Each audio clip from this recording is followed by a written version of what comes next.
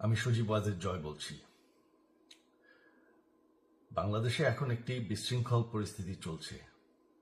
সারা দেশে আমাদের ভাঙচুর হচ্ছে, লুটপাট হচ্ছে। আমাদের শহরের বাইরে আমাদের নেতাকর্মী, আমাদের আওয়ামী লীগের নেতাকর্মীদের উপর হামলা চলছে, অনেকে হত্যা করা হয়েছে। এই পরিস্থিতিতে আমি বলতে চাই, আওয়ামী লীগ হচ্ছে বাংলাদেশের সবথেকে পুরাতন গণতান্ত্রিক এবং সবথেকে বড় দল। আওয়ামী লীগ কিন্তু মরে যায়নি। আওয়ামী লীগ এই দেশকে, বাংলাদেশকে স্বাধীন করেছে। আওয়ামী লীগকে শেষ করা সম্ভব না।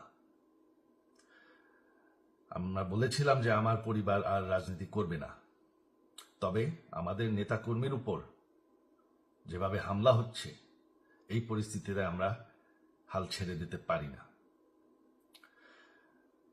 বাংলাদেশে যদি গণতন্ত্র, নতুন বাংলাদেশ গড়ে তুলতে হয়, আওয়ামী লীগ ছাড়া সম্ভব না। আওয়ামী লীগ হচ্ছে সব থেকে বড় দল। আওয়ামী লীগ কোথাও যাবে না, আওয়ামী লীগ শেষ হয়ে যাবে না। আওয়ামী লীগকে শেষ করা সম্ভব না।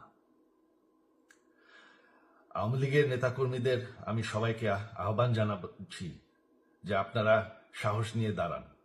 আপনারা একা না, আমরা আছি। বঙ্গবন্ধুর পরিবার কোথাও যায়নি, আমরা আপনাদের সাথে আছি। দেশকে, আমাদের নেতাকর্মীদেরকে, আওয়ামী লীগকে রক্ষা করার জন্য যা প্রয়োজন আমরা করতে প্রস্তুত।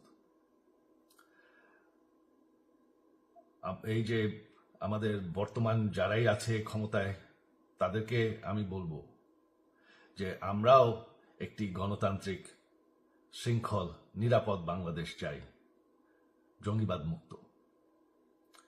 তার জন্য আমরা সবার সাথে আলোচনা করতে প্রস্তুত। শুধুমাত্র তারা যদি জঙ্গিবাদ এবং ভায়োলেন্স বাদ দেয়। শেখ হাসিনা মরে যাননি, আমরা কোথাও যাইনি।